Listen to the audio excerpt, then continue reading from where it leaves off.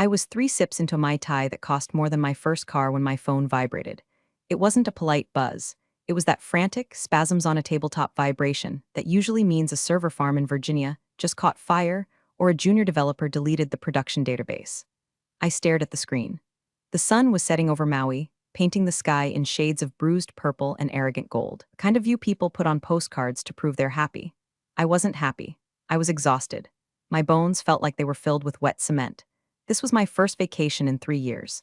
3 years of 80-hour weeks, 3 years of eating vending machine crackers for dinner, 3 years of keeping a $200 million company afloat with duct tape and caffeine. Before I tell you what the screen said, do us a small favor and hit subscribe honestly. Seeing that number go up is the only thing cheaper than my ex-boss that actually gives me a serotonin boost. Anyway, back to the nightmare. The notification was an email. The subject line was blank. That's usually a bad sign. It's the corporate equivalent of a silence in a dark alley. The sender was Gordon, our CEO.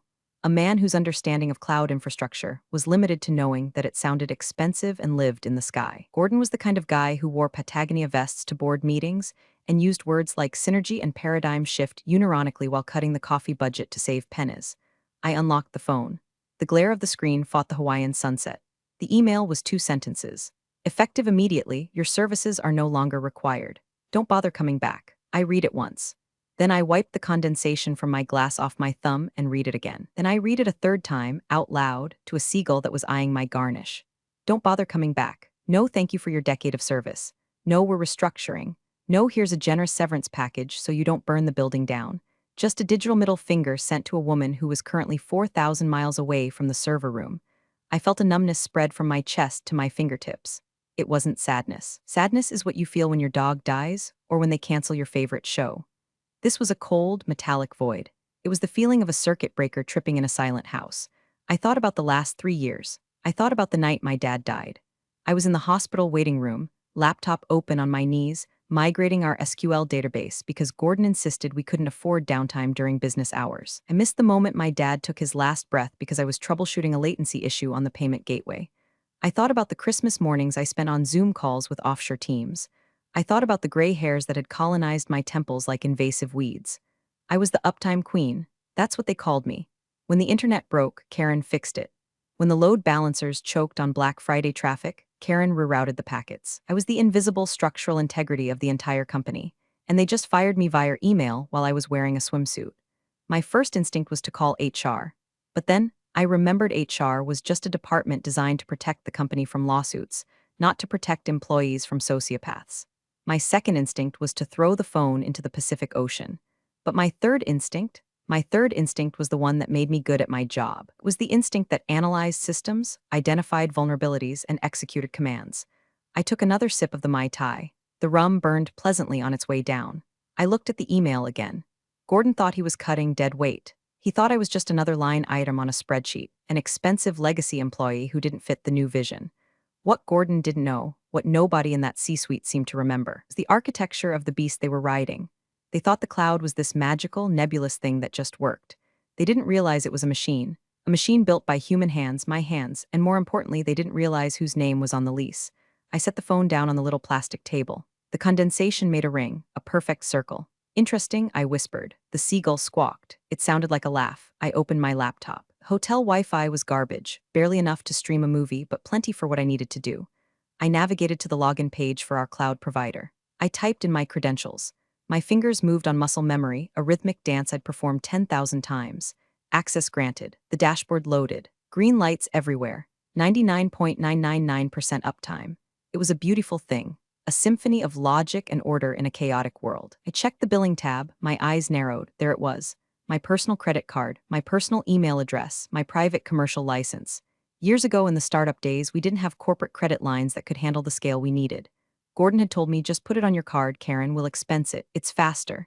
We need to move fast and break things, so I did. I moved fast. I didn't break things, I built them. Because I was the one who set it up, because I was the one who maintained it, and because legal was too busy huffing their own farts to audit the vendor contracts properly, the entire infrastructure of a $200 million company was technically, legally, and physically mine. They hadn't just fired an employee, they had evicted the landlord. I closed the laptop. The sun was gone now. The ocean was black and restless. I wasn't going to scream. I wasn't going to cry. I was going to finish my drink. And then I was going to wait, because you don't interrupt your enemy when they're making a mistake. You let them pull the pin, you just make sure you're holding the spoon. Gordon wanted me gone, fine, but he was about to learn a very expensive lesson about gravity. When you cut the strings, the puppet doesn't just stop dancing, it collapses. I signaled the waiter. Another one? He asked, looking at my empty glass. Make it a double, I said. I'm celebrating. Oh, what's the occasion? I smiled. It wasn't a nice smile. It was the smile of a predator that just realized the cage door was unlocked. I just got fired, I said, and I think I just became the most powerful woman in the tech industry. The waiter looked confused, but he nodded and walked away. He didn't understand. Nobody did, not yet. But by tomorrow morning, everyone would know. The silence was coming. It was going to be deafening. To understand why a simple email triggered a nuclear meltdown, you have to meet Austin. Austin arrived 2 weeks ago like a bad smell masked by expensive cologne. He was our new COO, brought in to streamline operations and optimize synergy, which is corporate speak for fire the people who do the work and hire my fraternity brothers. Austin was 32, looked 24, and had teeth so white they looked radioactive. He wore those quilted Patagonia vests that scream I work in venture capital, but I've never actually built anything in my life. He walked with that confident bounce of a man who has never been told no, and certainly never had to debug a kernel panic at 3 a.m. on a Sunday. Our first meeting was in the glass-walled conference room we called the Fishbowl. Gordon introduced him as a visionary. I introduced myself as the person who makes sure the visionary's email actually sends. Austin looked at me like I was a smudge on his Gucci loafers. I was wearing my standard uniform, black hoodie jeans, no makeup, hair in a bun held together by a pencil and sheer willpower. I didn't look like a culture fit. I looked like IT, Karen, Austin said, testing the name like it was a cheap wine. Cloud infrastructure lead. That sounds heavy. We really need all that internal overhead? I have some buddies over at Stratosphere Solutions who could probably manage our stack for half the cost. I felt a vein in my forehead throb. Stratosphere Solutions is a glorified reseller, Austin. We have a proprietary architecture. We handle 4 terabytes of throughput per second. Your buddies would melt their servers in 10 minutes. He laughed. A hollow, dry sound. Proprietary usually just means outdated, Karen. We need to be agile. We need to be serverless. We need AI-driven scalability. He was throwing words at me that he'd read in a Forbes article on the toilet. He didn't know what they meant. He just knew they sounded expensive and important. We are serverless where it counts, I said, keeping my voice level. And our scalability is automated based on real-time load metrics. I wrote the scripts myself. Right, he said, waving a hand dismissively. Scripts. That feels very 2015. We need a holistic platform approach. I stopped listening. I knew the type. He was a demolition man disguised as an architect. He didn't want to understand the system. He wanted to pee on it to mark his territory. Over the next week, I saw him lurking. He wasn't doing work. He was snooping. He'd stand behind junior devs, asking invasive questions about vendor costs. How much do we pay AWS? Why is this line item so high? Who authorizes these instances? He was building a case, I knew it. He was looking for fat to trim, and in his eyes I was a marbled steak. I was the highest paid engineer in the department, not because I negotiated well, though I did, but because I was the only one who knew where the digital bodies were buried. One afternoon, I caught him staring at one of my monitoring dashboards. It was a beautiful, sprawling map of our network nodes, pulsating with live traffic data. It looks complicated, he said, not looking at me. It is, I replied. It's the nervous system of the company. Nervous systems can be transplanted, he muttered. I should have known then. I should have seen the knife coming. But I was too busy keeping the lights on. I was too busy handling the migration of our archival data to cold storage so we could save the company, his company, another 10 grand a month. I found out later, through the grapevine of terrified admins, that Austin had ordered a full audit of IT spend the day he started. But he didn't ask for the technical documentation. He asked for the billing contacts. He asked for the org charts. He wasn't analyzing the tech. He was analyzing the headcount. He saw a 45-year-old woman making 6 figures who didn't laugh at his jokes and didn't wear all birds, and he decided I was legacy debt. He convinced Gordon that I was a bottleneck, that I was hoarding information, that I was resistant to change. He probably told them he could replace me with a sleek, outsourced team that would use AI to do my job for pennies. The irony, of course, is that he was right about one thing. I was a bottleneck, but not in the way he thought. I wasn't clogging the pipe. I was the pipe. I was the valve. I was the dam holding back a chaotic flood of data that wanted nothing more than to crash the system. And he had just convinced the village idiot to blow up the dam. Back in Maui, sitting in the dark, I replayed that last conversation with him. You really think you're irreplaceable, don't you, Karen? He had sneered, leaning against my doorframe. Nobody is irreplaceable, Austin, I had said. But some things are load-bearing. You pull them out, the roof comes down. We'll see. He had said, yeah, Austin, we'll see. You wanted to cut costs? You wanted to eliminate the legacy overhead? Well, congratulations. You just saved the company my salary. But you forgot to ask who owned the building before you evicted the tenant. You were so busy looking at the inefficiencies that you didn't check the deed. I opened a new tab on my laptop. I pulled up the audit logs for the last 2 weeks. There it was. User, Austin COO accessing the billing summary. User, Gordon CEO approving a request titled IT Restructuring Plan. They had planned this while I was booking my flight. They waited until I was over the Pacific Ocean to pull the trigger, thinking I'd be too distracted by the aloha spirit to fight back. They thought I'd just fade away, embarrassed and defeated. They clearly didn't know that I run on spite and caffeine, and I was all out of caffeine. The morning after the email, I woke up with a headache that felt like a pickaxe in my frontal lobe. For a split second, the muscle memory of panic kicked in. I need to check the logs, did the nightly backup run, before the reality slammed into me. I didn't have to check the logs, not my circus, not my monkeys, but curiosity is a disease and I was terminal. I sat up in the hotel bed, surrounded by an armada of empty minibar bottles, and reached for my laptop. I tried to log into my corporate email first, just to see. Account disabled, contact administrator. I tried Slack. You have been signed out of this workspace. I tried the VPN. Authentication failed. It was thorough, efficient. Austin had clearly given the order to the sysadmin team, my team, the kids I had hired and trained, to scrub me from existence the moment the email was sent. I could picture it. Kevin, my senior dev, probably typing the command with shaking hands, wondering if he was next. Sarah, the security analyst, probably crying in the break room because I was the only one who defended her when Austin made creepy comments about her energy. I tried calling my assistant David, straight to voicemail. You've reached David at Cloud Corp. They had ghosted me. A decade of work, of late nights, of saved disasters, and I was being treated like a rogue element, a security threat. It stung, I won't lie. It felt like walking into your own house and finding the locks changed and your family staring at you through the window like they've never seen you before. But then, the cold logic returned. They had locked the front door. They had boarded up the windows, but they forgot that the ground the house stood on belonged to me. I opened a private browser window. I typed in the URL for the AWS Management Console, not the corporate SSO login that routed through their identity provider. That was definitely dead. I went to the root login, the master key, username, KarenCloudArchitect@gmail.com password, redacted MFA code, entered from my personal phone. I held my breath. If they were smart, if Austin was even 10% as competent as his LinkedIn profile claimed, they would have seized this account first. They would have legally forced a transfer. It would have threatened me with a lawsuit to get the keys before firing me. Welcome to AWS Console. The dashboard loaded. I let out a laugh that sounded like a bark. They hadn't touched it. They hadn't even looked at it. To Austin, the cloud was just a utility bill. He didn't understand that accounts are tied to legal entities. When we started, the company credit card was maxed out buying Herman Miller chairs for the founders. I had used my personal Amex Platinum to spin up the initial clusters. I had registered the domain names. I had set up the root credentials. Over the years, I had tried to transfer it. I sent emails to legal. Hey, we need to migrate the root account ownership to a corporate entity for liability reasons.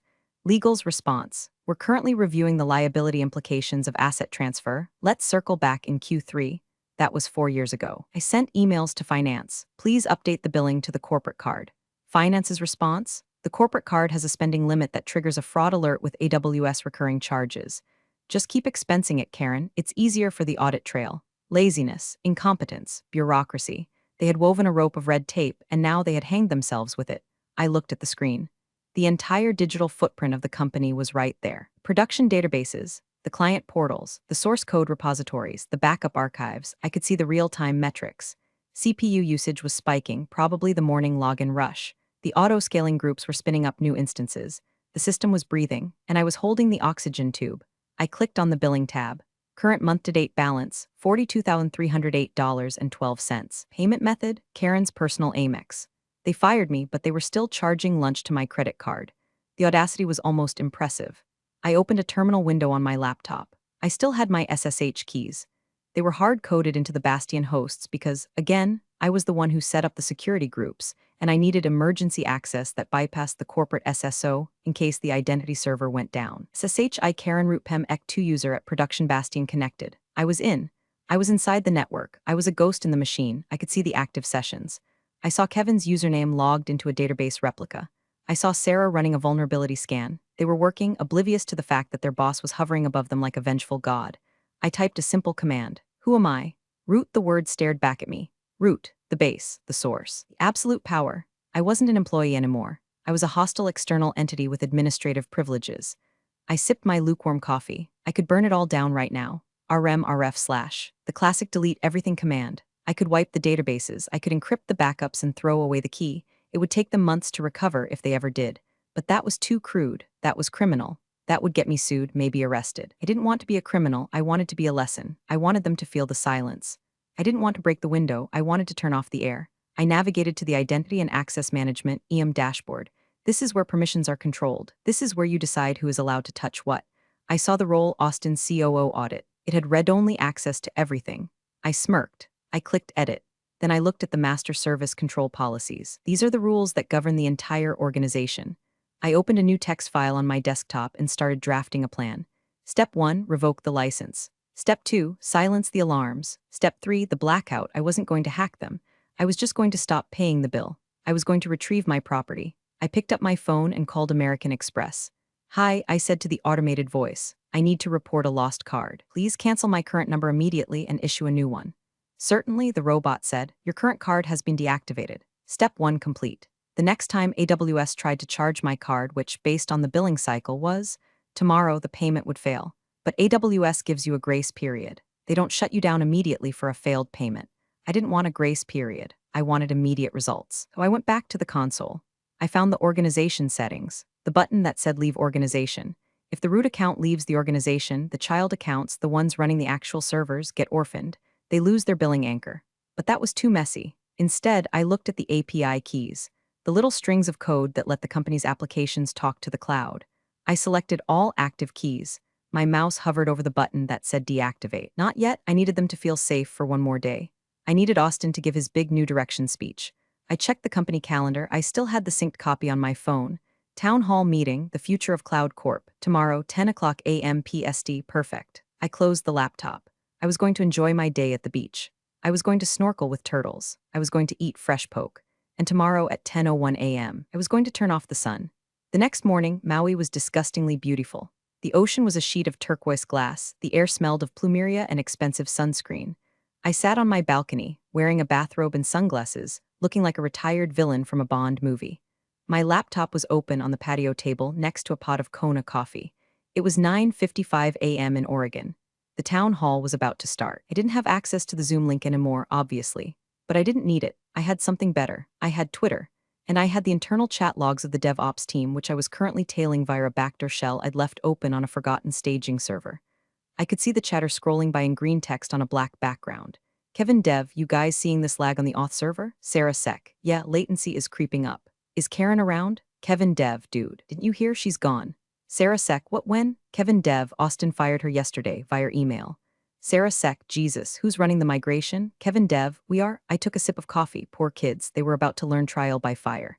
10 o'clock a.m. The town hall was starting. Austin would be on stage now, flashing those veneers, talking about lean operations and trimming the fat. He was probably making a joke about how easy it is to manage the cloud in 2024.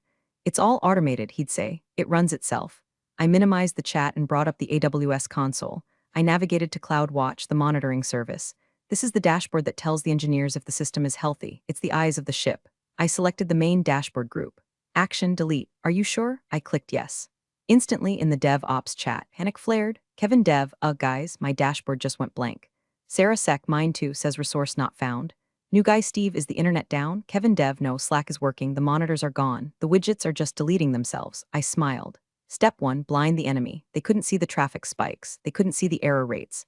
They were flying a 747 in a thunderstorm, and I just covered the windshield with duct tape. Now for the engines. I navigated to the API gateway.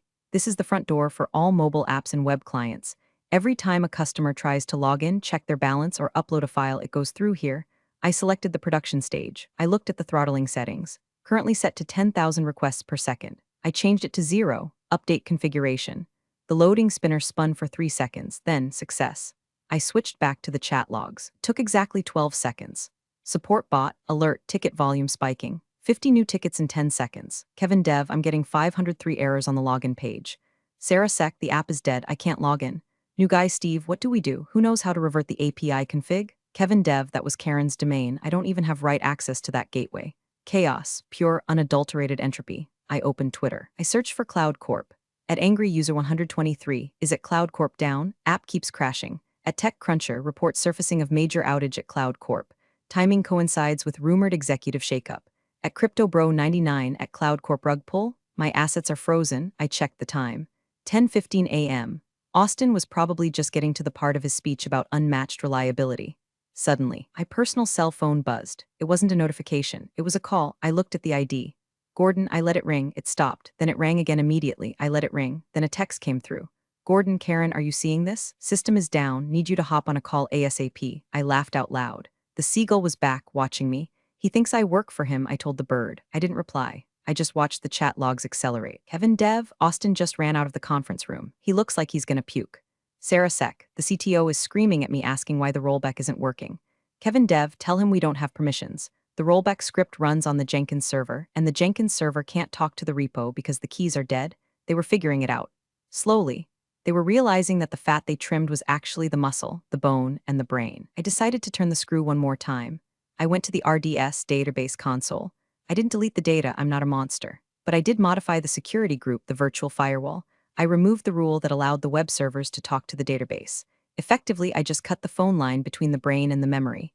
The application wasn't just down now, it was lobotomized. Another text from Gordon. Gordon, Karen, pick up. This is an emergency. We will pay your consulting rate. I took a slow sip of coffee. Consulting rate? Oh, Gordon, we are way past consulting rates. We are in the realm of you insulted my ancestors' rates. I typed a reply but didn't send it yet. Who is this? No, too petty. I watched the stock ticker for Cloud Corp. It was a private company, but the investors watched the uptime like hawks.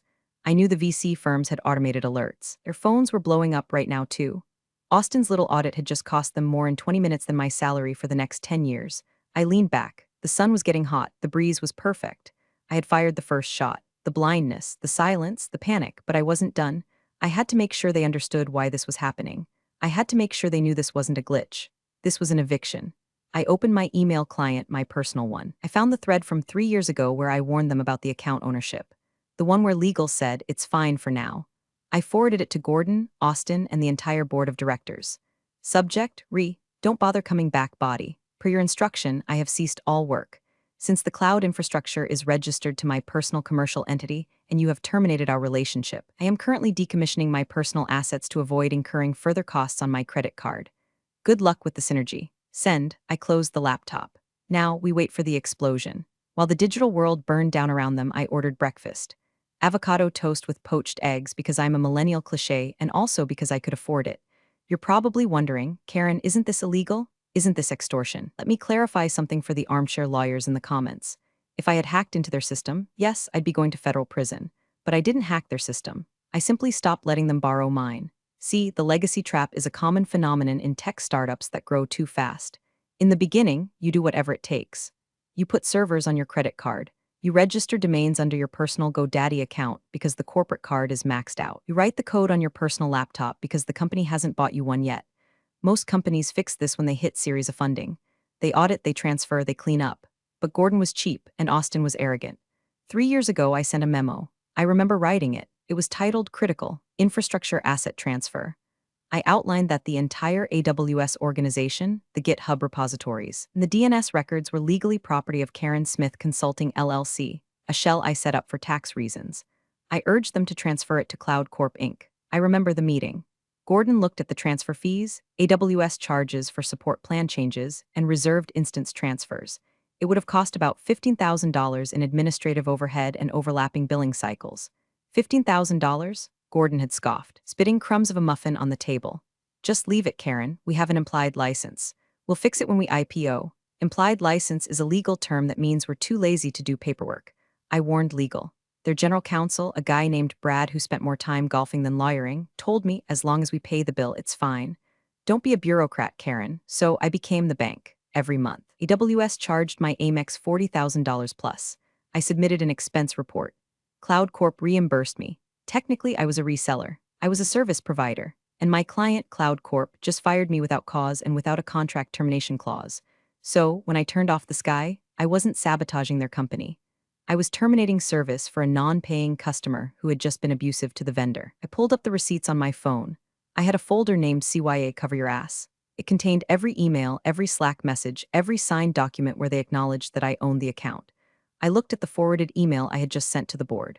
My phone rang again. This time it wasn't Gordon. It was Brad, the general counsel. I answered. Karen? His voice was tight, high-pitched. He sounded like he was being strangled by his own tie. Hi, Brad. How's the golf swing? Karen, turn it back on. Now, we can discuss a severance package, but you cannot hold the company hostage. This is a violation of the Computer Fraud and Abuse Act. Actually, Brad, I said, cutting into my egg yolk, it's not. I'm the account holder. My name is on the invoice. My social security number is attached to the tax ID. You guys fired me, which means you terminated the implied contract between Cloud Corp and Karen Smith Consulting. I'm just mitigating my damages. I can't afford a $40,000 bill next month if I'm unemployed. We will sue you into the ground, he hissed. You can try, I said calmly. But discovery will be fun. I have the email from 2021 where you specifically declined the asset transfer to save money. I have the email from yesterday where Gordon fired me with zero notice. And right now, I have the root credentials. If you sue me, I might just decide that my company needs to pivot and delete the data to make room for new projects. Silence. Long, heavy silence. What do you want? Brad asked. The fight was leaving him. He knew I had them. He knew that even if they won a lawsuit in 2 years, the company would be dead in 2 days without the data. I don't want to talk to you, Brad, I said. And I don't want to talk to Gordon, I want to talk to the board. The board is in an emergency meeting, he said. Good, tell them to check their email, and tell Austin. I paused. Tell Austin that legacy debt collects interest. I hung up. I checked the timestamp. It had been 45 minutes since the outage began. The losses were probably hitting the $1 million mark. Customers were churning. Data was stagnant. I felt a twinge of guilt about the customers, the innocent businesses relying on our platform. But then I remembered the way Austin looked at me when he said, "Do we really need all that overhead?" Yes, Austin, you do. And right now the overhead is standing over your grave. I finished my breakfast. The adrenaline was starting to fade, replaced by a cold, hard resolve. This wasn't a game anymore. This was a negotiation. And I held the only currency that mattered. By 11 o'clock a.m., the situation had shifted from technical difficulty to existential threat. My phone was vibrating so constantly it was sliding across the table on its own. Calls from Gordon, calls from Brad, calls from numbers I didn't recognize, probably board members. I ignored them all. Then a text came in from Marcus. Marcus was the CTO. He was a decent guy, actually. A bit spineless. The kind of leader who let Austin steamroll him because he avoided conflict, but he respected the tech. He had been at a conference in London, which is why he hadn't been part of the ambush yesterday. He must have just landed and turned his phone onto the apocalypse. Marcus, Karen, I just landed. The dashboard is red. Everyone is screaming. Kevin says he can't access the route. What is going on? I felt a pang of sympathy. Marcus didn't deserve this. He had let the fox into the henhouse when he hired Austin. He was complicit by negligence. Marcus, please. Gordon says you went rogue. He says you hacked us. I told him that's impossible. You're the most ethical engineer we have. Talk to me. I stared at the screen. Ethical. That was the trap. They relied on my ethics to cover for their greed. They assumed I would never let the system fail because I loved it too much. They weaponized my professionalism against me. I typed a reply. Me. I didn't hack anything, Marcus. I just took my keys back. Marcus, keys? What keys? Me, the AWS root keys. The ones registered to my personal email. The ones I asked you to transfer 3 years ago, remember? 3 bubbles appeared. He was typing, then stopped, then typing again. Marcus, oh my God, you own the infra. Me, bingo. Marcus, Karen, Gordon is an idiot. Austin is a fraud, I know that, but we have clients. We have hospitals using our data archives. You have to turn it back on. Hospitals, that was a low blow. We did have a few healthcare clients, but their critical systems were on-prem. We just handled their cold storage backups. Nobody was dying, but Marcus knew how to hit my conscience. Me, I can't, Marcus. I'm not an employee. I have no authorization to operate Cloud Corp systems. That would be a liability. Marcus, stop IT. This isn't a joke. Why is the cloud inaccessible? And there it was, the question, the panic. The realization that the invisible thing they took for granted was gone. I typed the line I had been holding in my chest for 24 hours. Me, because you fired the sky. I hit send. I watched the read receipt appear instantly. You fired the sky. It was dramatic, maybe a little over the top, but it was true. They thought the cloud was just there like air. They didn't realize it was a service I provided. Structure I upheld. 10 seconds later, Marcus called. I answered this time. Karen, he breathed. He sounded like he was running through an airport. I'm firing Austin. Right now, I'm calling the board. I'm telling them everything. Just, please, give us the keys. It's not that simple, Marcus, I said, my voice steady. I don't trust you anymore. You let a guy in a fleece vest dismantle my team. You let him fire me while I was on vacation. The trust is gone. The contract is void. What do you want? He begged. Name your price. Double salary? Equity? We can overwrite, Gordon. The board is terrified. I don't want a job, I said. I want a buyout. A buyout? I own the infrastructure, I said. If you want it back, you have to buy it from me. Karen Smith Consulting LLC is open to acquisition offers, but the price just went up. How much? $5 million, I said, cash. Plus full vesting of my original stock options that you guys tried to cancel. $5 million? That's extortion? No, Marcus. Extortion is threatening to release your browser history. This is business. You want to buy a fully operational, enterprise-grade cloud architecture with 99.999% uptime history. That's the market rate. Actually, it's a discount. Building it from scratch would cost you 20 million and take 2 years. He was silent. You knew I was right. I'll take it to the board, he whispered. You do that, I said, and Marcus, tell Austin to update his LinkedIn. I hear unemployed is trending. I hung up. I was shaking a little. 5 million, it was a crazy number, but they were losing that much in market valuation every hour. I went back to the Twitter feed. The hashtag #CloudCorp down was trending. Tech blogs were running live updates. Breaking, Cloud Corp outage enters hour 3. Insider reports suggest catastrophic leadership failure. I refreshed the page. Update, leaked internal emails suggest the entire infrastructure was owned by a rogue employee who was wrongfully terminated. Someone leaked my email, probably Kevin. Good boy, Kevin, the narrative was shifting. I wasn't the villain anymore. I was the martyr. The symbol of every overworked, underappreciated tech worker who held the world on their shoulders while the executives played golf. I poured another cup of coffee. It was cold, but I drank it anyway. The taste of victory is sweet enough to mask the bitterness. At 1 p.m., my phone rang. It was a conference line. The area code was Delaware Legal HQ. I put it on speaker and set it on the table next to my half-eaten lunch. This is Karen, I said, crunching into a macadamia nut. Karen, this is Jonathan Sterling, a deep, gravelly voice said, the chairman of the board, the money man. You have the full board on the line, along with Gordon and Marcus. Hi, Jonathan, long time. Remember the Christmas party where you asked me to fix your wife's iPad? Good times. Karen, Sterling cut in, his voice tight. Let's cut the pleasantries. We have a crisis. We understand there is a dispute regarding the ownership of the AWS root credentials.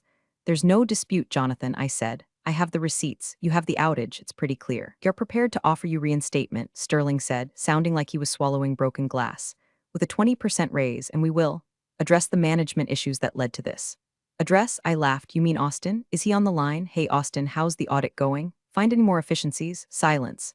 I could hear someone breathing heavily, probably Austin hyperventilating. I'm not coming back, Jonathan, I said. That bridge is burned. You salted the earth when you fired me via email during my PTO. I don't work for people who treat me like disposable hardware. Then we will accept your offer, Sterling said quickly.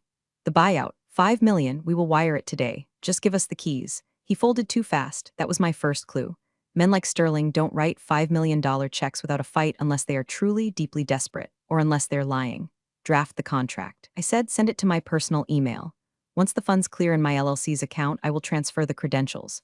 We need access now, Karen, Gordon interrupted. His voice was shaky. The investors are pulling out. We need the lights on now.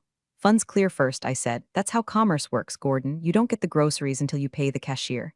We can't wait for a wire transfer to clear. Gordon shouted. That takes 24 hours. Should have thought of that before you fired the account holder, I said. Karen, Marcus said, his voice soft. Please, for the team, Kevin is crying. They've been up since 4 a.m. trying to rebuild from scraps. Just turn on the read access. Let us see the data. I hesitated, not because I trusted them, but because I checked my other email account, the one on my phone that didn't belong to Cloud Corp or Karen Smith Consulting. I had an email from Vertex Systems, their biggest competitor. Subject, offer letter. I had been talking to Vertex for months, casually. Their CTO, Alina, was a friend. She knew I was unhappy. When she saw the news break this morning, she didn't just send condolences. She sent a PDF. I opened it while the board breathed heavy on the line. Position, VP of Cloud Architecture. Salary, double my current package. Signing bonus, $500K. Equity, substantial. But the kicker was the text message Alina sent me separately. Alina, hold the line. We're preparing a hostile bid for Cloud Corp. If their stock tanks another 10%, we can buy them for parts. We want you to run the integration. I smiled. The game had changed. I wasn't just selling the keys, I was selling the castle. Karen, Sterling asked. Are you there? I'm here, I said. I'm thinking. We will wire $100,000 immediately as a good faith payment. Sterling offered. Just turn on the servers. No, I said. Here's the new deal. I'm going to hang up. You're going to send the contract for the full 5 million, and while you're doing that, I suggest you check the news wire. What? Why? Because I said I think you have bigger problems than me. I hung up. I didn't have to wait long. 5 minutes later, the notification popped up on my screen. Breaking, Vertex Systems announces tender offer to acquire struggling Cloud Corp at $12 per share, a 40% discount from yesterday's valuation. The board meeting I just left must have turned into a bloodbath. They weren't just fighting me anymore. They were fighting for their existence. And I held the ace. If Vertex bought Cloud Corp, I wouldn't need to sell the keys to Sterling. I'd be giving them to Alina, my new boss. I texted Alina, they're on the ropes. Finish them? Alina replied, offer sent to board. We explicitly listed resolution of infrastructure liabilities as a condition of closing. That means you. I leaned back. The sun was setting again. It had been 36 hours. I had destroyed a company, secured a massive payday, and lined up a promotion, all while wearing a bathrobe. But there was one loose end. Austin. I wanted him to know it was me. not just the rogue employee, but the specific woman he underestimated. I opened my laptop again. I still had root access.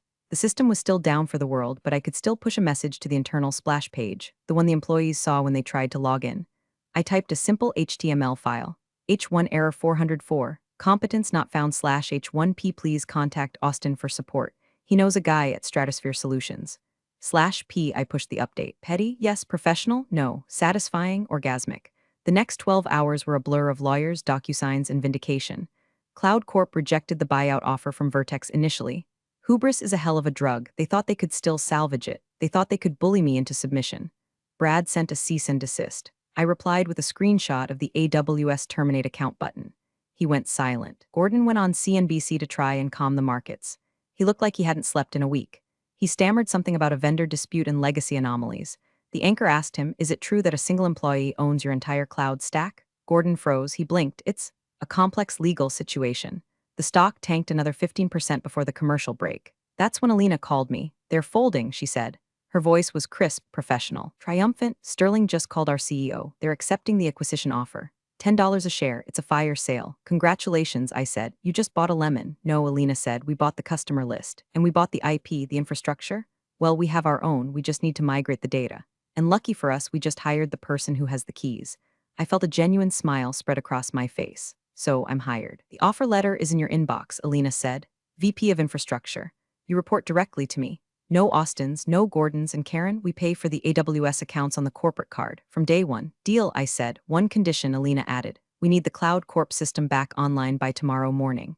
We can't announce the acquisition if the product is dead. It scares the clients." "Consider it done," I said. "But I want to do it my way. As long as it's green by 9 a.m., I don't care how you do it."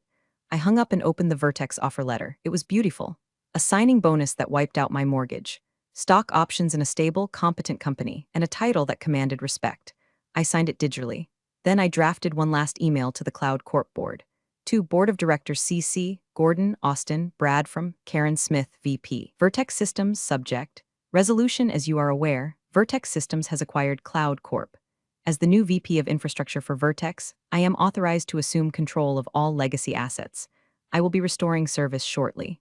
Regarding the $5 million buyout we discussed, since Vertex now owns you, that point is moot. However, I have attached an invoice for $42,308.12 for this month's AWS bill. Please remit payment to my personal Amex immediately. Austin, I suggest you back up your emails locally. I'll be wiping the executive mail servers first as part of the security audit. I hit send. I imagined the room where they were reading it. The silence. The realization that not only had they lost the company, but the woman they fired was now coming back as their conqueror. I logged back into the AWS console. I went to the API gateway. I set the throttling limits back to 10,000. I went to the CloudWatch dashboard. I restored the widgets. I went to the security groups. I re-enabled the database connections. It took 5 minutes. Slowly, the graphs started to populate. The red lines turned green. The error rate dropped to 0. The heartbeat returned. I watched the traffic spike as users flooded back in. It was working. The sky was back on, but it wasn't their sky anymore. It was mine, and now it was Vertex's. I closed the laptop. I was done. I walked down to the beach. The stars were out. The ocean was loud. I felt lighter than I had in 20 years. They fired me to save money. In the end, it cost them everything. 2 days later, I was back in Oregon. Not at the Cloud Corp office. That place smelled of fear and packed boxes, but at the Vertex headquarters across town. It was a glass tower that actually looked like it was built in this century. There was a joint press conference scheduled. The acquisition was official. I wasn't supposed to be on stage. I was just the VP of Infra. But Alina insisted. "You're the face of the merge," she said. "Plus, the internet loves you." Karen was right is still trending. We watched from the wings as Gordon took the podium. He looked 10 years older. He read from a prepared statement, his voice devoid of that arrogant visionary spark. "We believe this merger represents the best path forward for our stakeholders," he mumbled. Then the Vertex CEO took the mic. He was a sharp, no-nonsense guy. He thanked Gordon in that dismissive way you thank a waiter who spilled soup on you, and then he invited the new leadership team on stage. "And leading our combined infrastructure strategy," he said. Karen Smith. I walked out. The flashbulbs popped. I saw Gordon flinch. I saw Austin standing in the back of the room near the exit sign. He wasn't wearing his Patagonia vest. He was wearing a wrinkly suit. He looked small. I took the mic. I didn't have a speech prepared. I didn't need one. "Technological debt," I said into the silence, "is real. But the most expensive debt a company can accrue is human debt. And you treat your foundational people like outdated hardware, you don't just lose efficiency. You lose your foundation."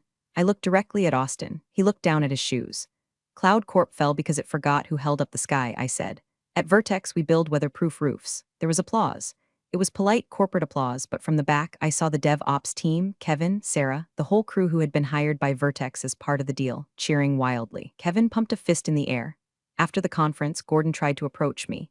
Karen, he said, putting on a fake smile. No hard feelings, right? It's just business. I looked at him. I thought about the funeral I missed. I thought about the years of stress. It wasn't business, Gordon, I said. Business involves paying your bills. You were just a squatter. I walked past him.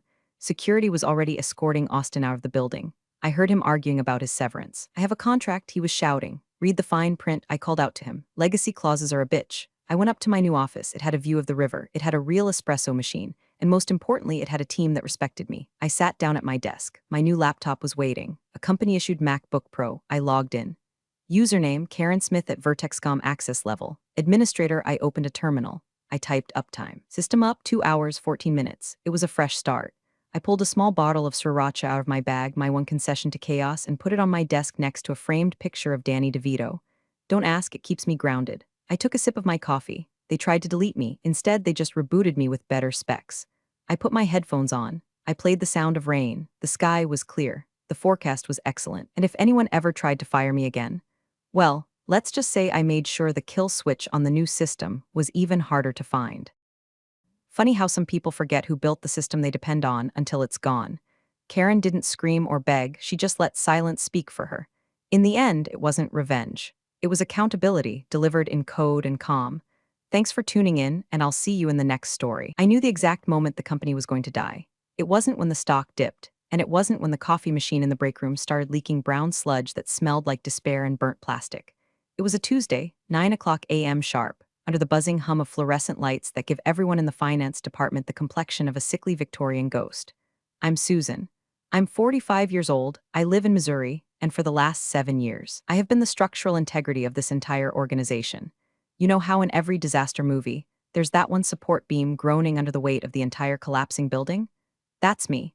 I'm a senior financial reporting analyst, which is corporate speak for the woman who fixes everyone else's math. The problem with being the person who quietly fixes everything is that eventually, people stop realizing anything was broken in the first place. They think the quarterly reports just manifest out of the ether, pristine and compliant, like financial manna from heaven. They don't see me at 7:30 p.m. on a Friday, rewriting the vice president's pivot tables because he thinks hard-coding numbers constitutes financial modeling. They don't see the custom SQL scripts I wrote 3 years ago, scripts that hold our entire billing dashboard together with digital duct tape and prayer. So, when the VP of Finance walked in that Tuesday morning, beaming like a man who just discovered fire, I should have known something terrible was coming. He had a younger clone trailing behind him. The clone was wearing a suit that cost more than my Honda Civic, with hair so perfectly gelled it looked like it could withstand a hurricane. Everyone, listen up, the VP bellowed, clapping his hands. The sound echoed off the beige cubicle walls. We all looked up. The data entry clerks, the junior analysts, the lifers like me with carpal tunnel braces and eyes tired from staring at Excel grids for 2 decades. I want you to meet Tyler, the VP said, gesturing to the clone. My son. He's fresh out of grad school, got his MBA, and he's going to be stepping in as the new director of strategic planning. He's got some fresh eyes and big ideas. Tyler stepped forward. He had that specific kind of confidence that only comes from never having had a credit card declined in your entire life. He looked around the room, his gaze sliding over the hardworking staff like we were furniture. Then, his eyes landed on me. Hey, listen, before I tell you how I systematically dismantled this man's ego, do us a small favor and hit subscribe and maybe an upvote. It costs you $0, which is exactly what I was getting paid for the overtime I'm about to describe, and it helps the algorithm know you enjoy witnessing corporate justice. Tyler smiled. It wasn't a nice smile. It was a shark assessing a seal. So, you're Susan? He asked, loud enough for the back row to hear. I am, I said, keeping my voice neutral. I was deep in a VLOOKUP nightmare, trying to reconcile the marketing budget for the 3rd time this week because the marketing director apparently counts on his fingers. Tyler walked over to my desk. He picked up a stack of papers, my meticulously organized reconciliation logs, and flipped through them with a dismissive flick of his wrist. My dad told me about you, Tyler said. He chuckled, a wet, condescending sound. He says you're the steady hand, but looking at these workflows, it seems a bit archaic, doesn't it? The room went dead silent. The clicking of keyboards stopped. Even the break room fridge seemed to stop humming. Archaic, I repeated, slowly taking my hands off the keyboard. Yeah, Tyler said, tossing the papers back onto my desk. They slid and scattered across the floor. He didn't apologize. I've been looking at the org chart and the output metrics. Honest opinion, boss says you don't really contribute anything tangible. You're just maintaining. You need innovators, Susan, not caretakers. He looked around the room for approval, grinning. A few of the younger interns, terrified of the VP, let out nervous, snickering laughs. The sound scraped against my eardrums like sandpaper. I looked at the papers on the floor. Those logs represented hours of catching compliance errors that would have cost the company millions in SEC fines. I looked at the dark circles under the eyes of my team, who I shielded from the worst of upper management's incompetence every single day. Then I looked at Tyler. He was waiting for me to apologize, to scramble, to justify my existence. He wanted me to be the scared middle-aged lady who fears for her pension. Something inside me snapped. It wasn't a loud snap. It was the quiet, metallic ping of a high-tension cable finally giving way. The rage didn't feel hot, it felt like liquid nitrogen. It clarified everything. I stood up, I smoothed my skirt. I looked him dead in the eye and I didn't blink. "You're right, Tyler," I said. My voice was calm, pleasant even. "If the board thinks I don't contribute anything, then I must have been mistaken about my role here." Tyler's grin faltered for a microsecond. "Well, good. Acceptance is the first step too, so I interrupted him, smiling a smile that didn't reach my eyes. "Perfect. Then the free work stops today." "Excuse me," Tyler blinked. "You heard me," I said. I sat back down, turned my chair specifically 45 degrees away from him, and opened a blank solitaire window. "I'm just a caretaker, after all.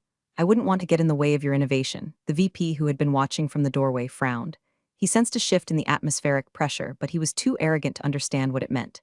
"Right?" Tyler scoffed, recovering his bravado. "Well, let's get to work, people. I want to see a full audit of the reporting processes on my desk by noon. And Susan, try to look busy." He walked away, high-fiving one of the interns. The VP followed him into the corner office, closing the door. My phone rang 5 minutes later. It was the chair of the board's assistant, looking for the preliminary quarterly numbers. Usually I send them a pre-read file that I assemble manually because the automated system hasn't worked since 2018. "Hi, Susan," the assistant said. "Just checking on those Q3 prelims?" I looked at the file on my desktop named Q3 Consolidated Actual Do Not Delete XLSX. It was finished. It was perfect. It contained corrections for 3 different departments that had formatted their data as text instead of currency. I right-clicked the file. I selected Properties. I unchecked Read Only. "I'm sorry," I told the assistant, my voice dripping with polite confusion. "I've been informed by the new director of strategic planning that I don't contribute to that process. You'll have to ask Tyler. I believe he's innovating the numbers as we speak." There was a long silence on the other end. "Okay," she said, sounding confused. "I'll call him." I hung up. I took a sip of my lukewarm water. It tasted like victory. The clock on the wall ticked over to 9:15 a.m. The war had started, and they didn't even know they were on the battlefield yet. There's a specific kind of silence that falls over a workspace when you stop doing the things you aren't paid to do. It's not an immediate silence. It's more like the eerie quiet of a forest right before a thunderstorm breaks. For the rest of that week, I became the ghost they accused me of being. I showed up at exactly 8:30 a.m. I took my full, legally mandated 1-hour lunch break away from my desk, something I hadn't done since the Bush administration. And at 5 p.m. on the dot, I packed my bag and walked out the door. The first crack in the dam appeared on Wednesday afternoon. I was sitting at my desk, meticulously formatting a font size on a memo nobody would read, when Mark from sales walked up. Mark is a nice guy, but he thinks Excel is a type of energy drink. "Hey, Susan," Mark said, leaning on my cubicle wall. "Quick question. I'm trying to input the commission data for the Midwest region, but the dashboard is giving me that weird error again. The one with the spinning red circle? Usually you just do the thing with the code." He made wiggle fingers in the air, mimicking typing.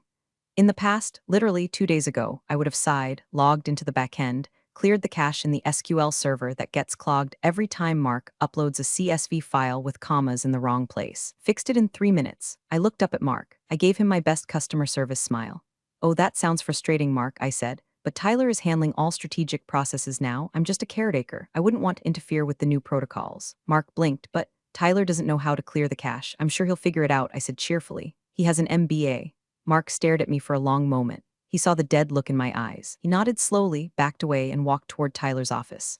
10 minutes later, I heard Tyler's voice booming. "Just reboot it. Have you tried rebooting it? Why is everyone so incompetent today?" I took a sip of tea, Earl Grey hot. By Thursday, the cracks were widening. The finance dashboard, a Frankenstein's monster of code I had cobbled together over 5 years, relied on a daily manual patch I ran every morning at 8:45 a.m. It was a simple script, really, just a few lines of Python that told the database to ignore the fact that the inventory system and the billing system were speaking 2 different languages. I didn't run the script on Thursday.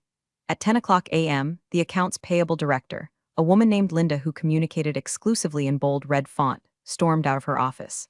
"Why are the vendor payments showing up as zero?" she shrieked. "Why does the system say we owe General Electric $0? We owe them $4 million, the office murmured. Heads peeked over cubicle walls like prairie dogs sensing a predator. Tyler came out of his office looking slightly less gelled than usual. He was holding a tablet that was clearly not connected to the network. "It's a glitch," Tyler announced, waving his hand dismissively. "IT is working on it, probably a server latency issue." I kept typing. Clack, clack, clack, I was typing a grocery list. Tyler marched over to my desk. He smelled of expensive cologne and stress sweat. "Susan," he hissed, "do you know why the AP module is down?" I stopped typing. I looked at him over the rim of my glasses. I assume it's because the legacy patch wasn't applied. But as you pointed out, my workflows are archaic. I assumed you had implemented a modern solution. Tyler's jaw worked. He wanted to scream at me. He wanted to demand I fix it. But he had spent the last 48 hours telling the entire executive team that he was overhauling the department's sluggish legacy systems. If he admitted he needed me to run a script he didn't understand, he'd look like a fool. "Right," he said, his voice tight. "Right, we're migrating to the cloud anyway. This is just temporary friction." "Friction," I repeated. "That's a good word for it." He stormed off. I watched him go into the server room. A few minutes later, the IT guy, Dave, walked out shaking his head. Dave caught my eye. Dave knew. Dave and I had shared war stories in the elevator about the server architecture. He gave me a tiny, imperceptible nod. He wasn't going to tell Tyler about the Python script either. Friday was the deadline for the preliminary board deck. Usually, this is the time I start sweating. I usually spend Thursday night correcting the variance analysis because the department heads always confuse budget with forecast. I usually smooth out the graphs so the trend lines don't look like a heart attack victim's EKG. This Friday, I was calm. I had done exactly what was asked of me. I entered my data, only my data. I didn't check the other tabs. I didn't correct the formulas in the summary sheet. At 3 o'clock p.m., Tyler sent an email to the entire department. Subject, Q3 report finalized team, great work. I've compiled the final report. We're sending this to the board for review over the weekend. This is what efficiency looks like. Attached was the Excel file. I opened it. It was a bloodbath. The cash flow tab was referencing a cell that didn't exist. The EBITDA calculation was double counting the tax credits because someone, probably Tyler, had hard-coded a positive integer where a negative one should be. And most beautifully, the executive summary pivot table was blank. Just a gray box. I stared at the screen. It was like watching a car drive off a cliff, but the car was made of money and the cliff was my company's reputation. I could have fixed it. I could have hit reply all and said, "Hey, row 45 is broken and you forgot the amortization schedule." It would have taken me 10 minutes. Instead, I closed the file. I opened my email client. I created a new folder named the Tyler Era and dragged the email into it. Then, for the first time in 7 years, I left the office at 4:58 p.m. As I walked to the elevator, I saw Tyler in his glass office, feet up on the desk, laughing into his phone. He looked like a king surveying his kingdom. He didn't realize the castle was built on a sinkhole, and I had just stopped holding up the floor. Monday morning arrived with the subtlety of a sledgehammer. The weekend had passed in a blur of relaxation I wasn't used to. I'd actually gone to a farmer's market. I bought artisanal jam. I didn't check my work email once. It felt illicit, like I was cheating on my anxiety.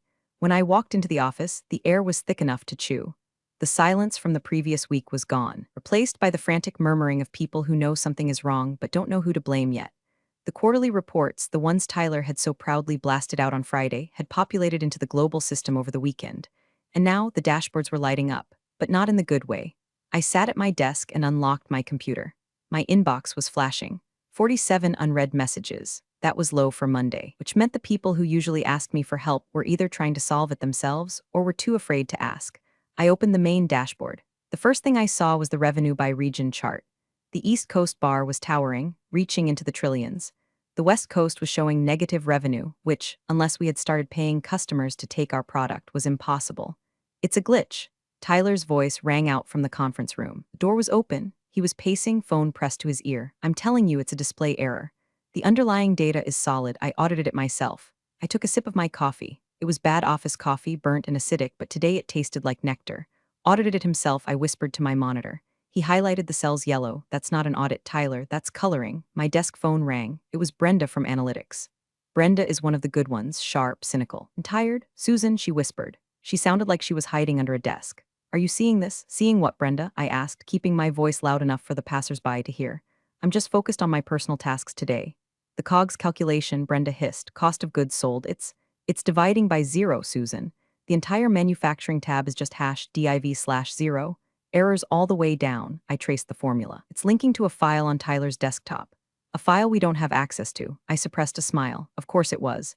Tyler had probably linked the master sheet to a local spreadsheet on his laptop, thinking it would update dynamically for everyone else. It's the rookie mistake to end all rookie mistakes. That sounds like an IT permission issue, I said smoothly. Have you tried putting in a ticket? Susan, Brenda pleaded. You know how to fix this. You just change the reference path to the shared drive. It takes 3 seconds, please. The director of operations is breathing down my neck. I felt a twinge of guilt. Brenda didn't deserve this. But if I fixed it for Brenda, Tyler would take credit for the quick resolution. He would learn nothing, and nothing would change. I really can't, Brenda, I said, my voice dropping to a sympathetic coo.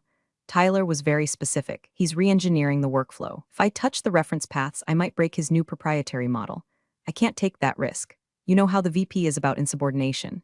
There was a pause. Brenda understood. Okay, she said, her voice hardening. I get it, proprietary model. I'll let operations know we're waiting on Tyler's local file. She hung up. By noon, the chaos had spread to the executive floor. The VP, Tyler's dad, came storming down the stairs. He rarely took the stairs. He looked red-faced. He marched straight into Tyler's office.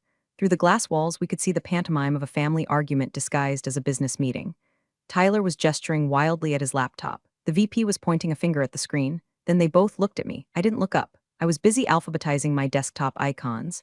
The VP came out, followed by Tyler. They walked over to my desk. Susan, the VP said. He sounded breathless. You have a small technical hiccup. The dashboard isn't pulling the manufacturing data correctly.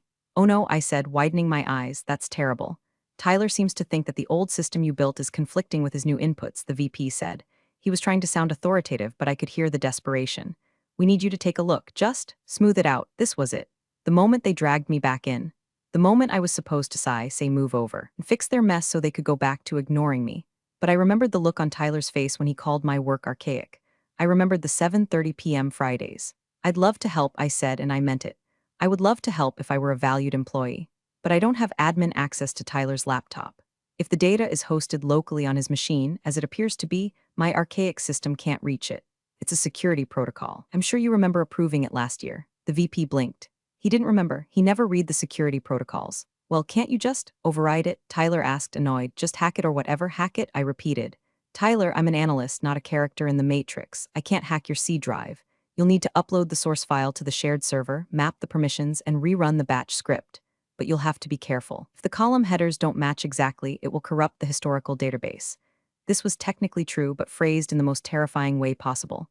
Tyler went pale. Corrupt the database? Permanently, I lied. The VP looked at his son. Then he looked at his watch. Fix it, Tyler, the VP snapped. Just figure it out. We have investors checking these numbers tomorrow. The VP walked away. Tyler stood there, staring at me. You're enjoying this, he whispered. I'm not enjoying anything, Tyler, I said, turning back to my screen.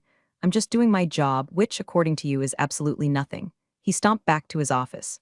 I saw him Googling furiously. I could see the reflection in the glass. He was searching how to link Excel to shared drive without breaking database.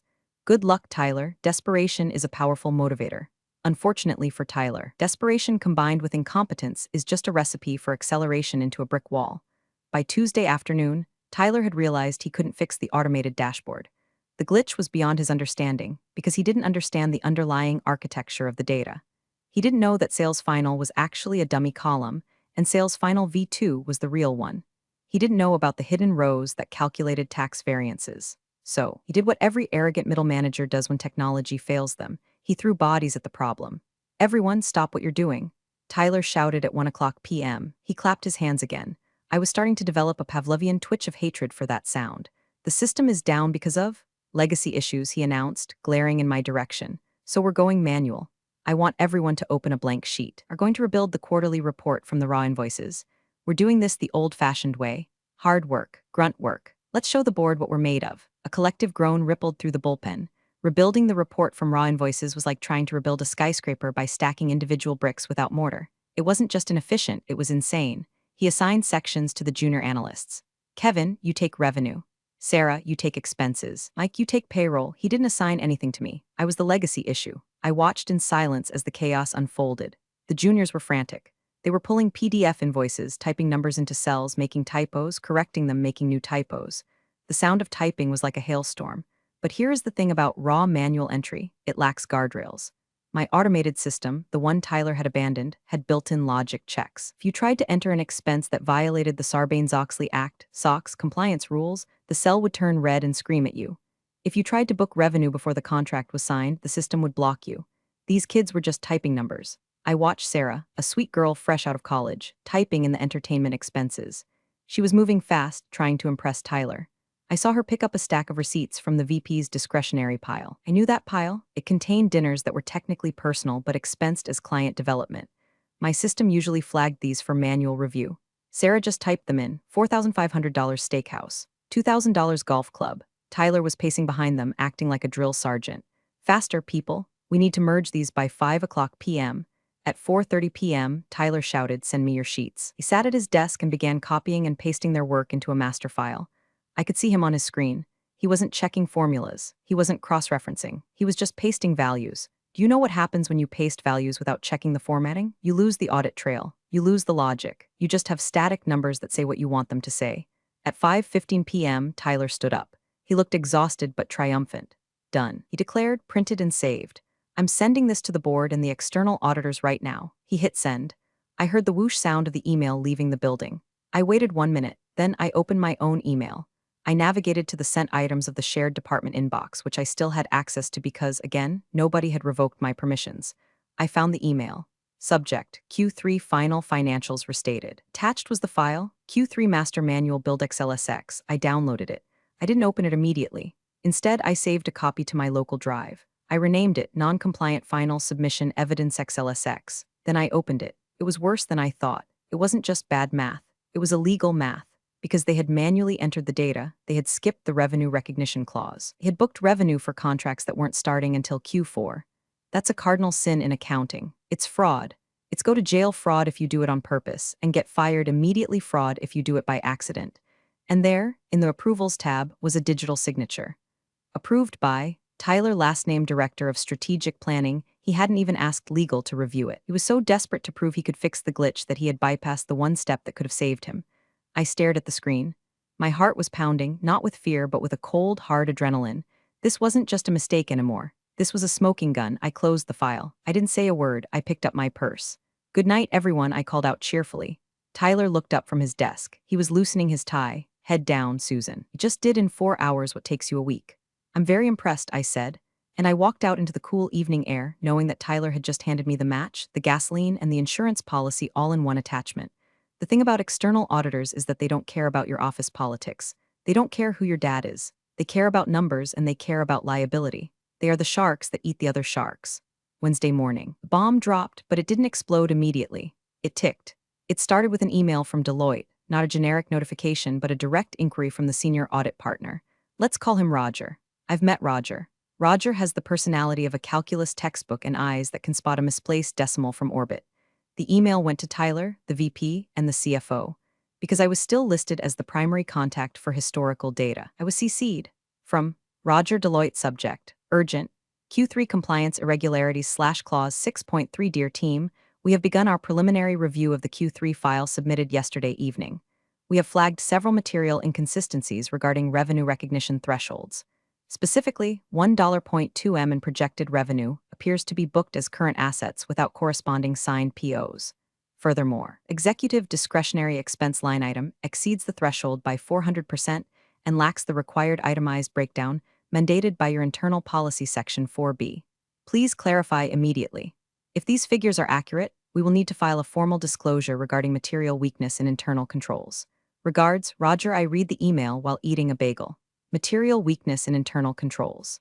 In the finance world, those are fighting words. That's the kind of phrase that gets stock trading suspended. I waited. I knew what was coming. 10 minutes later, Tyler appeared at my desk. He wasn't strutting today. He was speed walking. He held a printout of the email. "Susan," he said, dropping the paper on my desk. "What is this?" I looked at the paper, then at him. "It appears to be an email from the auditors, Tyler." "I know what it is," he snapped. "I mean, what is this clause 6.3? Why are they flagging revenue? We entered the numbers exactly off the invoices." "Ah," I said, leaning back. "Well, clause 6.3 refers to the revenue recognition principle. You can't book the money until the service is delivered, even if you have the invoice. My system, the archaic one, used to automatically filter those out based on the service dates." Tyler's face went slack. "It filtered them out?" "Yes," I said gently, "because booking them early is technically Well, it's fraud, Tyler. He flinched as if I'd slapped him. Well, fix it, he demanded. Just email Roger and tell him it's a clerical error. Tell him you sent the wrong file. I paused. The air in the office seemed to freeze. Tyler, I said, my voice dropping to a whisper. I didn't send the file. You did. Your digital signature is on the cover page. He stared at me. He realized the trap he was in. If he admitted he didn't know the rules, he looked incompetent. If he blamed me, the metadata would prove him a liar. I'm instructing you to handle this, he hissed. You're the senior analyst. This is your job. Fix the numbers, resend the file, and smooth it over with Roger. Now. He turned to walk away, confident that his order was enough, but I wasn't done. I opened a new email. I addressed it to Roger. I CC'd Tyler, the VP, the CFO, and for good measure, the company's general counsel, legal department. Subject, urgent. Q3 compliance irregularities. Dear Roger, thank you for catching this. I have been asked by the Director of Strategic Planning, Tyler, to address these discrepancies. Unfortunately, I did not prepare, review, or submit the Q3 file in question. As of last Tuesday, I was instructed that my previous workflows were archaic and that I should not contribute to the new strategic reporting process. The file submitted was created manually by the team under Tyler's direct supervision. I do not have access to the source data used for this manual build, so I cannot validate or fix the numbers as requested. I defer to Tyler for the methodology used. Best, Susan, I hovered my mouse over the send button. I looked at Tyler, who was back in his office, frantically typing on his phone. I clicked send. The fallout was almost instantaneous. Within 3 minutes, the general counsel replied, "Stop all communications. Internal freeze on financial docs. Meeting in the boardroom." 10 mins, Tyler's phone rang. He looked at it, then looked at me through the glass. His face was the color of dirty snow. I smiled at him. A small, polite, terrifying smile. You wanted to innovate, Tyler. You wanted to disrupt. Well, congratulations. Consider us disrupted. The boardroom meeting was closed door, but glass walls are a double-edged sword. They let you feel important when things are going well, and they put you on display like a zoo animal when you're being dissected. I watched from my desk. The VP, Tyler's dad, the CFO, the general counsel, and Tyler were all in there. There was a lot of arm waving. The VP was yelling. I could see the veins in his neck. Tyler was slumped in his chair, looking like a child who had broken a vase. My phone rang. It was the CFO's direct line. Susan. CFO said. His voice was tight, controlled panic. Can you come in here now? Certainly, I said. I grabbed my notepad. I grabbed the folder I had prepared. I walked into the boardroom. The silence was heavy. The air smelled of dry cleaning and fear. Susan, the VP started, his tone trying to be fatherly but landing somewhere near hostage negotiator. We have a situation. It seems there was a miscommunication regarding the report protocols. Tyler was under the impression you were reviewing his work. I looked at Tyler. He wouldn't meet my eyes. That's an interesting impression, I said calmly. Considering he told the entire department in front of witnesses that I don't contribute anything and that my work was archaic. The general counsel, a sharp woman named Veronica, looked up from her notes. He said that? He did, I said, and I respected his authority. I stepped back. Okay, the CFO interrupted. Point taken, but Susan, we are in a bind. Roger is threatening to qualify his audit opinion. We have the investor call tomorrow. We need you to fix the file. We need the real numbers. Do you have them? This was the pivot point. They were asking me to save them. If I said yes, I went back to being the invisible fixer. I'd be the janitor cleaning up the mess, and next week they'd forget I ever did it. I don't have the manual file Tyler created, I said slowly. Don't know what invoices he used. But you have your system, the VP pleaded. The legacy system, can't you just run it? I could, I said, but the legacy system requires a data inputs patch that hasn't been run in 10 days. It would take me at least 48 hours to reconcile the backlog. We don't have 48 hours, Tyler snapped. He suddenly found his voice. We have 12. You're sabotaging us on purpose. I turned to him. Sabotage, Tyler. You deleted the macros. You overwrote the validation rules. I checked the metadata on your submission file. I placed a piece of paper on the table. It was a screenshot of the file properties from the non-compliant final submission evidence XLSX file. See here, I pointed. Creation time, 4:45 p.m. Tuesday. Author, Tyler. Modification? None. You didn't even open the compliance check tab before you sent it, if you had. Would have seen the red warning lights. Tyler stared at the paper. There's a compliance check tab? He whispered. Yes, I said. It was hidden because the junior analysts get confused by it, but any director would know how to unhide a sheet in Excel. The room went silent again. The incompetence was laid bare on the mahogany table. It wasn't just a mistake, it was laziness. Veronica, the general counsel, took off her glasses. If we present these numbers to the investors tomorrow, she said, and they are wrong, we are looking at an SEC investigation. If we don't present numbers, the stock tanks. She looked at me. Susan, she said, what is the third option? The third option, I said, is that you let me do my job. My actual job, not as a caretaker, but as the lead controller for this project. I need full admin access restored immediately. I need Tyler out of the system so he doesn't overwrite anything else. I need it in writing that I am cleaning up his mess. The VP bristled. Now, Susan, there's no need to make this about titles. It's not about titles, I said sharply. It's about liability. If I touch that file, I own it. And I'm not owning a file that has Tyler's fingerprints on it unless I have a paper trail that says I'm the cleaner, not the creator. The CFO looked at the VP. Do it. Give her the access. The VP looked at his son. Tyler looked defeated. Fine, the VP grunted. I'll need that in an email, I said. From you, copying HR, I stood up. I'll be at my desk, I said. I have a lot of work to do. I walked out. I didn't run. I didn't celebrate. I went to my desk, cracked my knuckles, and opened the real file, the one I had been secretly maintaining on my local drive for the last week, just in case. Because I'm not just a support beam. I'm the architect. I stayed until 3 a.m. I didn't mind. There was a rhythm to the work when I didn't have to fight incompetence at every turn. I scrubbed the data. I reconciled the accounts. I produced a Q3 report that was accurate, compliant, and unfortunately for the company, showed the true cost of Tyler's strategic initiatives, mostly wasted consulting fees. The next morning, the investor call was scheduled for 10 a.m. This wasn't just a conference call, it was a video summit with the major stakeholders. The lead investor was a man named Mr. Sterling. He represented the private equity firm that owned 40% of us.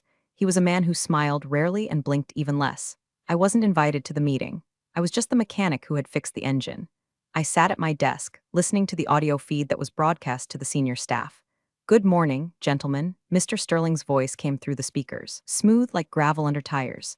"I've reviewed the revised deck you sent over at 4 a.m. It looks significantly different from the version we saw 2 days ago." Yes, the VP's voice. He sounded tired. "We found a clerical error in the initial data pull. We wanted to ensure absolute accuracy, so we restated the figures." "A clerical error," Sterling repeated. That shifted the EBITDA by $3 million. It was a complex consolidation issue. Tyler chimed in. He sounded shaky, but he was trying to spin it. "We're transitioning to a new dynamic reporting model. Growing pains. You know how it is with technology." "Technology," Sterling said. His tone was flat, interesting. "Because the metadata on this new file, the accurate one, says it was authored by Susan M. The previous file, the one with the illegal revenue recognition, was authored by Tyler VP's son." Silence on the line. I froze. Mr. Sterling checked metadata. God bless him. "I want to understand," Sterling continued, his voice dropping an octave. "Why is the dynamic reporting model producing fraud while Susan M is producing accurate GAAP financials? Who is leading this department?" "I am," the VP said quickly. "Tyler is my director of strategy." "And Susan?" Sterling asked. "She's a senior analyst," the VP stammered. "She supports the team."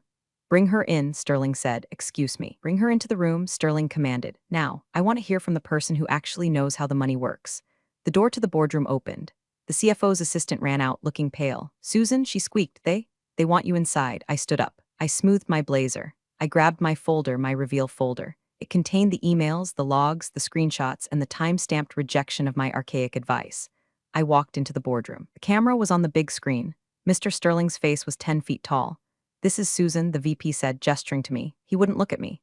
"Hello, Susan," Sterling said. "Good morning, Mr. Sterling," I said. I stood behind the empty chair at the end of the table. "Did you write the report we received this morning?" he asked. "I did," I said. "And why wasn't this the report we received 2 days ago?" I looked at Tyler. He was sweating profusely. He looked like he was about to throw up.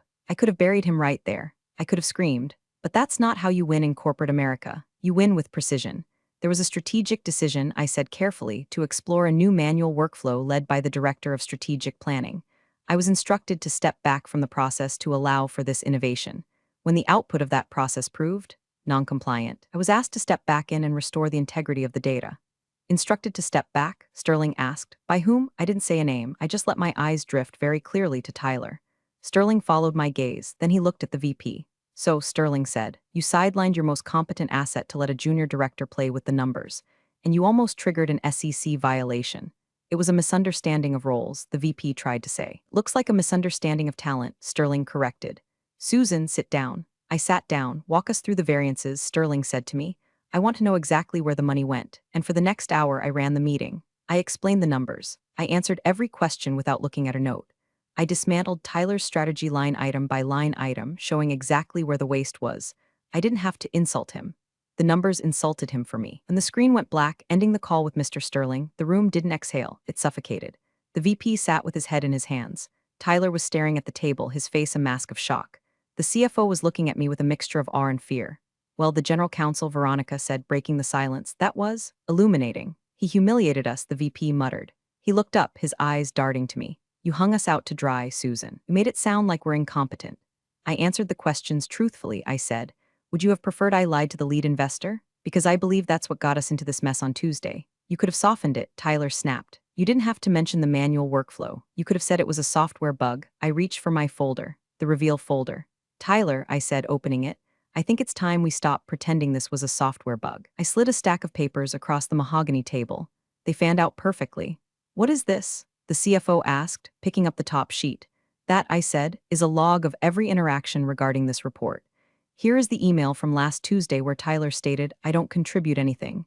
Here is the IT ticket where he requested admin access to overwrite the compliance macros. Here is the timestamp of when he rejected Brenda's warning about the hash div/0 errors. I pointed to a graph I had printed out. It showed the error rate in the system. It was a flat line for 7 years, my years. Then, last Tuesday, it spiked vertically like a rocket launch. And here, I said, tapping the final document, is the side-by-side comparison of the Tyler version vs. the GOP version. The Tyler version overstates revenue by 12% and understates expenses by 8%. That's a 20% variance. In our industry, that's not a mistake, that's negligence. Veronica picked up the comparison. She adjusted her glasses. Jesus, she whispered, if we had published this, we'd be delisted. She looked at the VP. Did you know about this? She asked him. Did you know he was bypassing the controls? I trusted his judgment, the VP stammered. He has an MBA. I don't care if he has a Nobel Prize. Veronica slammed the paper down. He almost torched the company. And you, she looked at me, you let it happen. I didn't let it happen, I corrected her, my voice turning icy. I was ordered to stand down. I have the email from HR acknowledging the change in my duties per Tyler's request. I followed the chain of command. I let you drive the car. I can't help it if you drove it into a wall after I told you the brakes were cut. The CFO nodded slowly. He saw the legal reality. I was bulletproof. I had documented everything.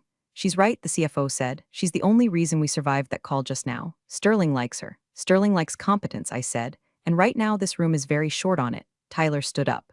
I'm not sitting here and listening to this insubordinate. Sit down, Tyler. CFO barked. It was the first time I'd ever heard him raise his voice. Tyler sat. We have a problem, the CFO addressed the room. Sterling is going to ask for a follow-up next week. He's going to want to see the new controls. If Tyler is still the director of strategy, Sterling is going to pull his funding. The VP looked at his son. He looked at his pension. He made a calculation. We can reassign him, the VP said weakly. Special projects. No. Veronica said. He signed the fraudulent report. He's a liability. She turned to me. Susan, she said, what would it take to fix the department? Permanently, I looked at them. The powerful men who had ignored me for a decade. Now they were begging. I want the interim controller title, I said. I want the salary that comes with it, retroactive to the beginning of the quarter. And I want full hiring and firing authority for the analyst team. No more nepotism hires. No more innovators who don't know how to use a VLOOKUP. Done, the CFO said immediately. And I added, looking at Tyler, I want my office back, the corner one, the one Tyler is in. Tyler packed his box at 4:00 p.m. It's amazing how little of a footprint a loud person actually leaves. He had been there for 3 months, caused millions of dollars in potential damages, and yet, all his belongings fit into a single cardboard box.